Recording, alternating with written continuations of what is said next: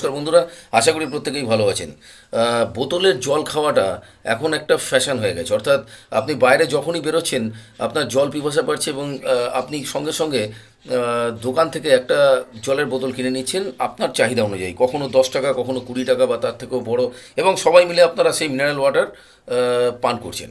কিন্তু প্রবলেমটা জল খাওয়াতে নয়, অর্থাৎ জল পান করাতে নয়। প্রবলেমটা হচ্ছে জল পান করার পরে ওই বোতলটা, অর্থাৎ প্লাস্টিক বোতলটা আপনি রাস্তার যেখানে সেখানে ফেলে দিচ্ছেন, নর্দমায় ফেলে দিচ্ছেন, আহ, যে কোনো জায়গায় আপনি জাস্ট ফেলে দিচ্ছেন। আপনি দেখছেন না, আপনি ভাবছেন না যে প্লাস্টিক বোতলটা আমি কোথায় ফেলছি।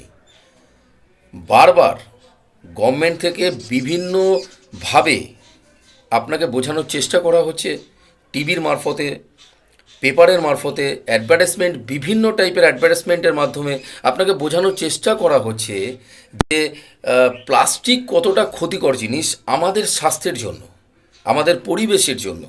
কিন্তু আপনারা যারা এই ধরনের কাজ প্রতিনিয়ত করে চলেছেন, অর্থাৎ বোতলের ছিপি খুলছেন, জল খাচ্ছেন, জল যেই শেষ হচ্ছে বোতলটা যে কোনো জায়গায় আপনারা ফেলে দিচ্ছেন, আমি হাত জোর করে বলছি পরিবেশকে বাঁচান। এই ধরনের কার্যকলাপের মাধ্যমে আপনি একজন আহ, পরিবেশের ক্ষতিকর কোনো কাজ করার মাধ্যমে অপরাধী ব্যক্তি হয়ে উঠবেন না, প্লিজ।